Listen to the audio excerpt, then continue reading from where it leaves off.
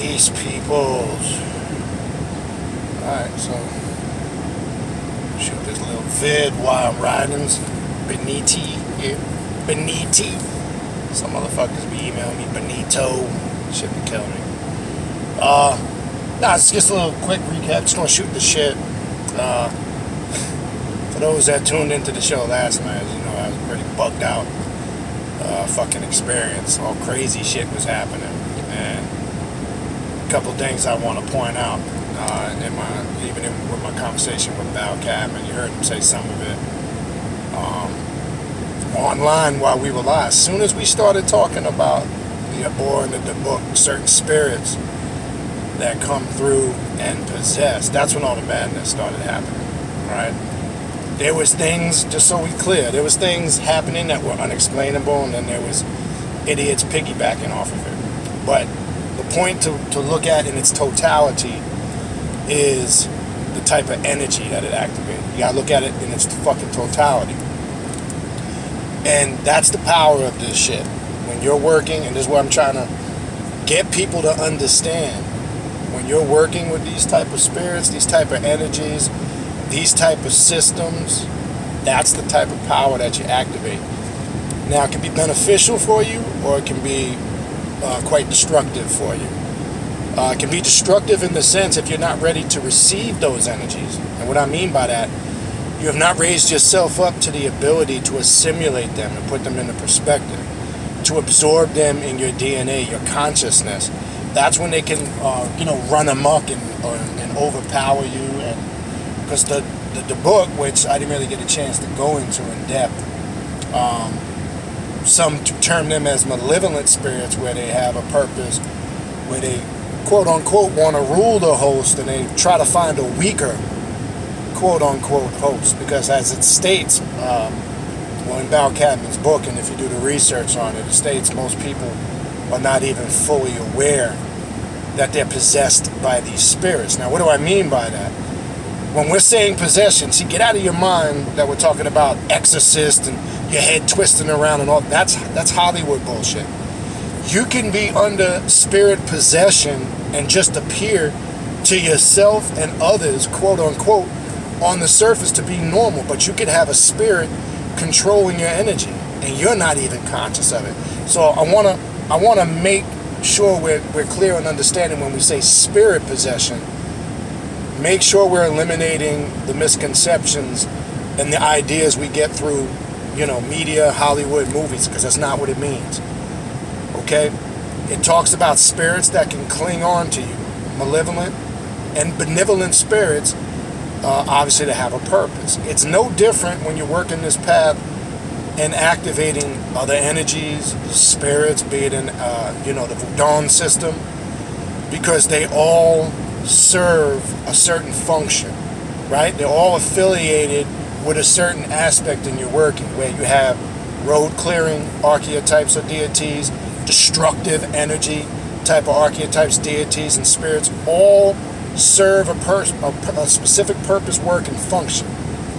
But when you're working and you're activating and opening, quote unquote, those portholes and those dimensions, quote unquote, you have to be conscious and aware of what you're tapping into and what you're activating, because unbeknown to you, you could be activating and opening an energy that, when I say you're not prepared for or not strong enough, it can overtake you to the point where it's so subtle that you're not even aware of it.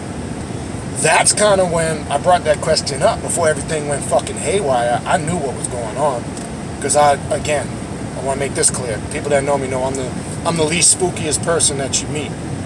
So, but I sensed, felt, and knew exactly what was taking place while all this shit was popping off last night. Because we opened up that energy. We called forth those spirits and them demons, and they showed many different methods last night of how they can make themselves known present. One, by using others as vehicles for disruption, which we saw. And then there was some unknown shit that was taking place that we couldn't even explain. Wasn't even on the screen. So, to me, outside of the nonsensical bullshit that I addressed with, you got certain punk bitches and ignorant ass fools that ain't got nothing better to do but troll and cause problems because they ain't got no fucking life themselves. They ain't got nothing going on in their life. So they worried about what everybody else is doing, but that's a whole nother fucking story. You know, you had unexplainable, quote unquote, if you want to use the word phenomenon, I'm just trying to use words people can grasp, that was taking place. But I was well aware of what was going on, what was happening. When I tell you, you couldn't even see what was going on my side. If I told you what I was seeing on the screen, how shit was just shutting down, I mean, everything was just zapped. And that's never ever happened before. Now, sometimes you know when it's just a technical difficulty or a problem, it's easy. But then there's other times, such as last night, where you know some crazy shit was popping on. You just could see it, feel it, and sense it. But also what it does for me personally, it confirms the power. It confirms that what we're doing is correct. And like you heard Val Cadman say, you know, there's quote unquote the energies and the powers that be that don't want this shit information getting out, because it's going to unlock a lot of unknown shit that's going to be very important for people to know. And again, I want to stress this: if you do not have the book, get the book. Because if one of your working paths is working with demons, if you're into any aspects of the Goetia, if you're any aspects with working with the jinn, working with the mysteries of Solomon magic and all that type of stuff, it does go into the core essence of the ancient Hebrew tradition, right? I want to stress ancient Hebrew tradition. And the beauty of it is, and I've always been, personally myself a scholar, I consider, in my own personal study when it comes to scriptures. And those that know me, and even in my classes I offer, I could probably do a Bible or Quranic class better than a damn rabbi, a reverend, a pastor, or a priest. Because I've engulfed myself in that in previous systems I was in for years. I started, biblical and Quranic studies at mid to late teenage years. 16, 17 is when I started getting fascinated with a lot of that stuff. So this has been ongoing. I've learned in all the different areas or study or fields or systems that I've been in over the years to how to adjust and incorporate, the meanings of some of these books. And as I've explained many times before, there is an esoteric and an exoteric meaning of what we're calling the Bible and the Quran. It can be a destructive tool if it's utilized from a faith-based ignorance perspective, faith and belief. But if you understand the history and the context of it, it can be a powerful tool because it comes from many works that predated it. There's a lot of hidden mysteries from many different cultures. We know the Bible has been, compiled from a conglomerate of different systems. Now, the people on the surface who deal with faith-based monotheistic religions don't know that because they're caught up in the faith and belief. Scholars, people that research, people that study, and they're into the esoteric or the hidden meanings, we know. And that's why I think Val Cadman's book, Ghosts, Demons, and Devils in the Hebrew Tradition, Romance in the Sitra Achra, he breaks down the Klipot, ties it into the Sitra Achra, how they work in unison. For anybody that works with Samael and Lilith, you get to really understand the core essence of this energy going back to what we know or what we trace the origin to, this primordial chaos or energy where creation had its foundation.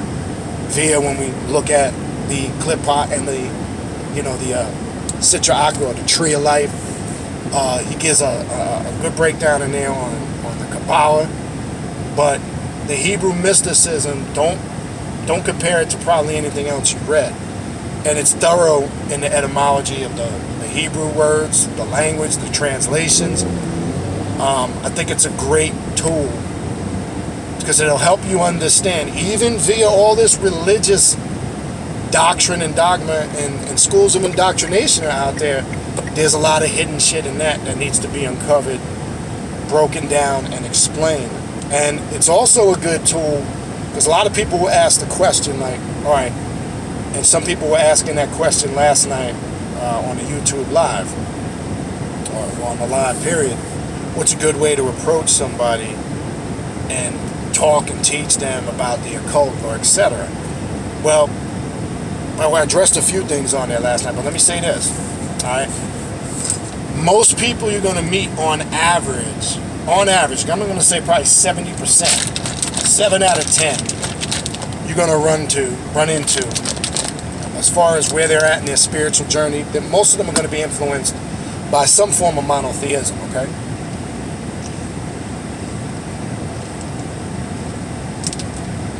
I get my power shake from the gym. Anyway. And when I say most of them are going to be influenced, 7 out of 10 from monotheism, either by Islam, Christianity, or Judaism. That's a fact. I think this is a good occult book because they can connect to Scripture. And, we went into in depth last night, Genesis chapter 6, verse 1 to 4. That's a scripture, a chapter and verses that I've continuously referred to over the years in many different videos, many different classes, where it talks about, when he was talking about, in the Sitra Akra, these beings, the fall, when he talked about the fall, which I think was critical and key in the book, and he connects that to these beings that were already here. When we're reading the creation story, right, we also address the 2 creation stories in Genesis chapter 1 and 2. And we confirmed, and you can see it in the English, it's there, but it's even more prominent in the Hebrew, that there were people already here before Adam and Eve. The misconception where most people get confused, they think Adam, and I'm talking about religious people, maybe per se not people on this path, the average person who belongs to any 3 of those main monotheistic religions, they're under the illusion that Adam and Eve were the first people on the planet Earth, when the Bible clearly explains there were people already here prior to they got here. We kind of tied that into 6:4 in Genesis 6:4 because the Cain story comes in, where Cain was banished to the land of Nod, and they put a mark upon his forehead, because they feared anybody finding him. That was a mark that nobody would kill him if they found him, I should say. Now, the way mainstream theology teaches it, there was nobody else on the planet but Adam, Eve, Cain, Abel, etc. And the sisters. I know they had a twin brother, twin sister, according to the Bible, but there was nobody else. So who were the people from the land of Nod? The people from the land of Nod were those giants that they mentioned that were in the earth that came down and saw the daughters of men, and they were fair to them, and they came into them and produced children. It's right there in the Bible. So that whole story of the fall, I tie that back into even the fall of Lucifer. Even when you get back down into Revelations chapter 12, and it talks about, Michael and his angels fought the dragon and his angels, and they were cast out of the quote-unquote heavens, right? All this shit is connected. But the occult, the Samael, Lilith energy, these demons, these spirits, has been there, encoded in there, and has always been right in front of our face. But because it's taught a structured way, because they hide and mask a lot of this shit through nonsense, it's not taught correctly, okay? I think this book does a great job, okay? An excellent job at it going into the core aspect. Now it mainly focuses on the Old Testament. I want to make that clear. He does have book. He actually got a book called Jesus Magic, which kind of gets more into the New Testament aspect of things. But I want to make this clear. He really focuses more so in the Torah, the first 5 books of Moses, which, if you are or not aware of, is Genesis, Exodus, Leviticus, Numbers, and Deuteronomy, and some of the books of the prophets, right? Which they call that the Haftarah, right? We want to be clear, it's focusing on that. Now, he also gets into some of the Apocrypha books, right? Which, if you understand your biblical history, right, the Apocrypha is left out of majority of the modern day New English translations, King James, the New King James versions, etc. The Catholic Church is probably one of the few in the New American Bible, which is the translation that most Catholics use. It does have all the Apocrypha books in it. They go by 72 books as opposed to 66 books in the King James Version, where the Apocrypha was books, quote-unquote, that the Council of Nicaea decided to leave out. Because, arrogant men got together and decided, what should be acceptable and what shouldn't be.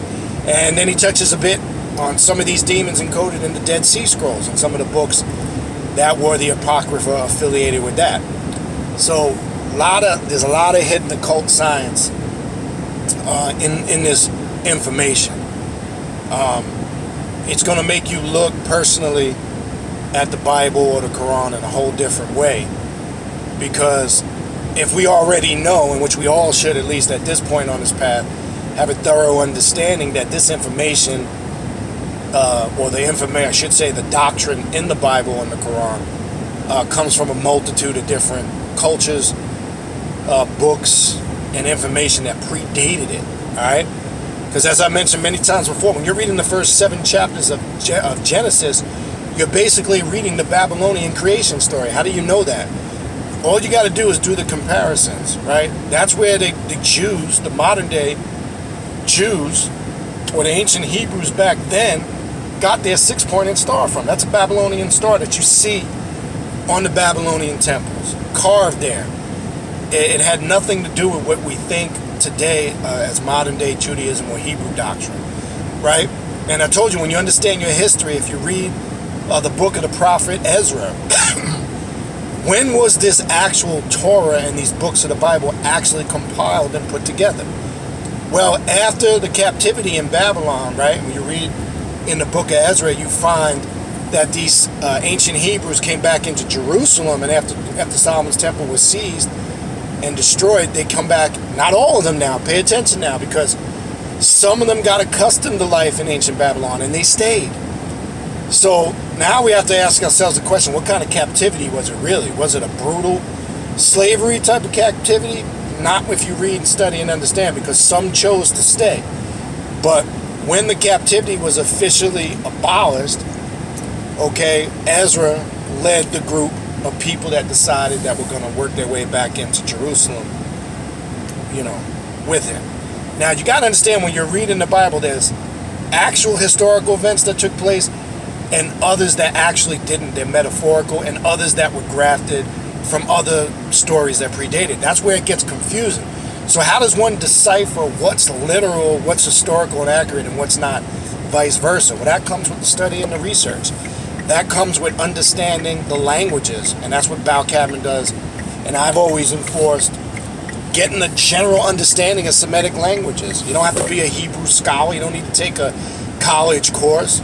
There's so many online tools. I always refer people to the Ryrie Blue online study Bible, where it gives you the complete breakdown of all of the books in Greek, in the New Testament, and Hebrew. So you can go look up certain verses and see, well, what does that word mean? And then you're going to find out, well, this is what it means in Hebrew. Well, how are they coming up with that word to compensate for it in English? And then you're going to catch the mistakes in what it's really saying. But remember, when Ezra came back into Jerusalem, not everybody that was in Babylon of the Hebrews returned with him, right? And then it tells you that's when they rebuilt Solomon's temple, and then they started to compile what we know of the Bible at that time. And it was highly influenced by the information and the culture they were exposed to in ancient Babylon or Sumer or Samaria. That's a fact. All you gotta do is go look that up. I've also made it clear when you do your research, and a good Bible translation I always tell people get is the Oxford Annotated Bible, specifically the 3rd edition, because in there, in the commentary of the story of the Israelites being in bondage in ancient Egypt for 430 years, whatever they say, 400 plus years or whatever, doesn't even exist anywhere on any ancient Egyptian records. You can't find it. It doesn't have any record as thorough and as accurate as the ancient Egyptians were at keeping records. You cannot find anywhere at all where you find a group of people called the Israelites that were in bondage for 400 plus years. Now the Hyksos, there was a group of people called the Hyksos that Thutmose the first led out of ancient Egypt. It was where they get the Moses character. That's there. So who is the story really about? Well, in that Oxford Annotated Bible, the Bible scholars agree that was really the story of the Hyksos who worked their way into ancient Egypt and were in captivity for 400 plus years. Right? This is how you got to do the research to understand what are these stories really talking about. If you understand the occult and hidden meaning of it, it takes on a whole different perspective. All right? So it's totally different from when it's fed to you from a personal faith-based perspective. And they'll jam it down your throat as if, as it's written, all of it is completely accurate in the English. That's a bunch of bullshit. So during their time of the rebuilding of Solomon's temple and the re-entry into Jerusalem led by Ezra, this is when they started compiling and putting what we know as the holy books in the Bible back in order and back together. All right. So look, it's up to you, you know. And again, look, I'm not telling anybody to accept and believe what I say. You should never believe and accept anything. What I am encouraging you to do is do your own research. And Bal Cadman's book is very in-depth and detailed, working with demonology via the ancient Hebrew mysticism tradition. It's got a section in there communicating with demons. There's ritualistic work, exercises, visualizations, meditations. If you really want to encounter this energy and be empowered by it, and it's a very empowering, nurturing, healing energy. Don't fall for all that shit, that negativity, evil bullshit, and all that other ridiculous nonsense that you get spooked out with, that people promote. That's all bullshit. Okay? Don't fall for that nonsense, because that's the game that people want to spoon feed you. That's the fear game where they want to instill in you to feel, don't fuck with that stuff. That's evil shit. No. It's anytime you see in the book, and I even addressed this question with him last night. I want to make this clear. Like, they'll refer to the section on the clip pot and the Citra Acra, right? They refer to the Citra Acra as the unholy tree, right? And I had him clarify that. Okay, the unholy tree, which that energy is filtered and facilitated. It shows you how they're connected, but in essence, all the energy is controlled and facilitated by Samael and the Lilith energy, which we're all pretty much familiar with on this path, right? But I had him explain for maybe a new reader that's not on this path, because somebody can encounter that type of verbiage and get spooked out. Unholy. Because what's the first thought that comes to mind to maybe somebody that's still affected by religion, whether they're in it or not? Holy means pure, undiluted, right? And unholy must mean the antithesis to that. No. Yes and no. Let me explain. Because as he explained, he only used the term unholy because it's in opposition to what mainstream and religion represents. And I wanted that clarified more so for newer people reading it, that are maybe interested on the path or stumbled across the show and had an interest, so they didn't hear a term like that and get spooky and all that good shit. But anyway, it's a really good book. I think you guys should check it out if you don't have it. I know a lot of you, after last night's show, more than likely went and got the book if you didn't have it. In addition to all his other work, obviously we're familiar with a lot of his other work, but I would definitely get that book if you don't have it. We are working out right now. Speaking later, we're going to get a date, a confirmed date, where we will get him back on.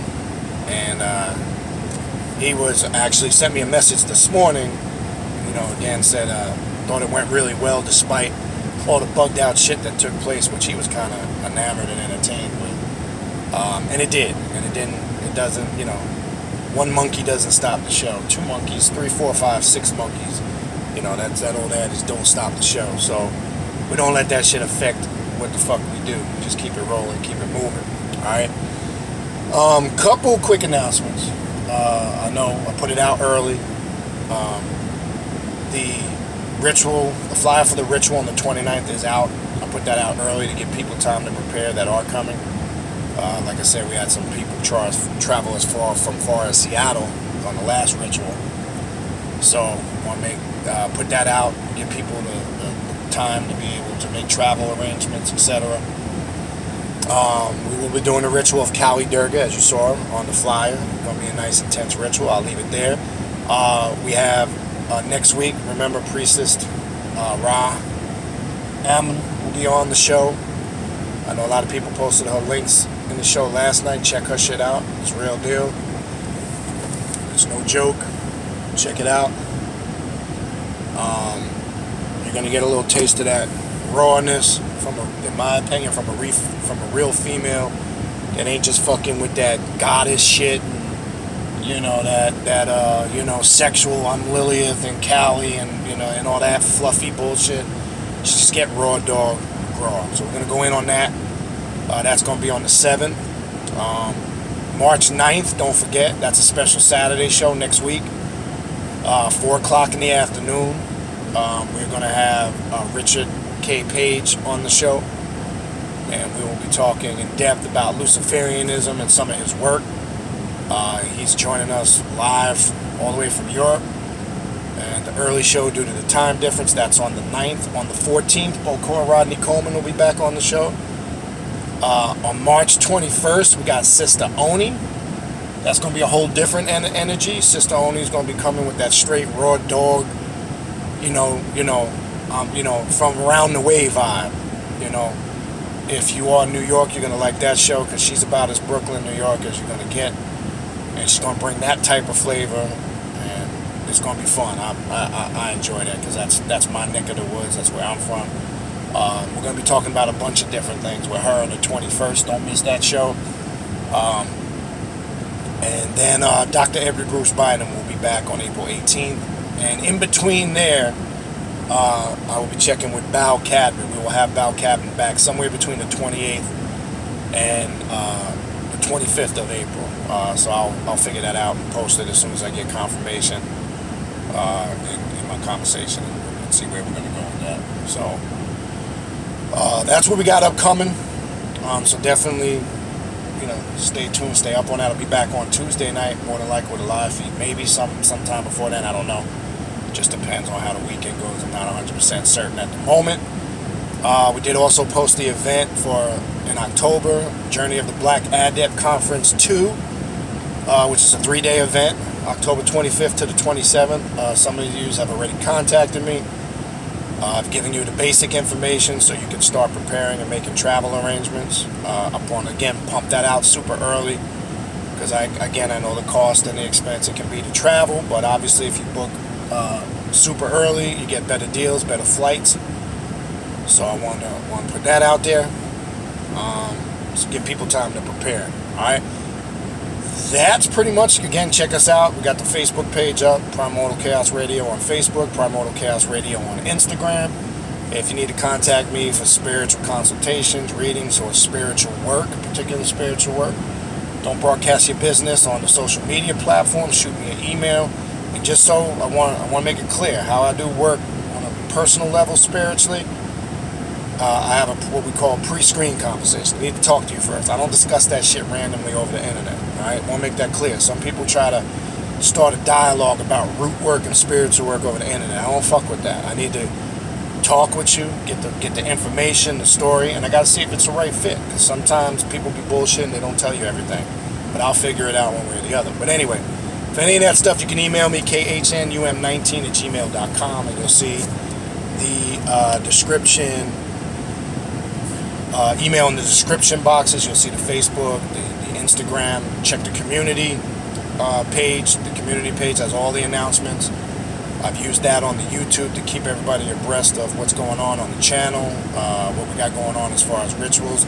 The online classes, again, my goal is this week, for those that already signed up, I will get your list out to you. Just be patient with me. Believe me, you'll have it in plenty of time. Obviously, last week was a busy week with 2 days worth of shit we were doing.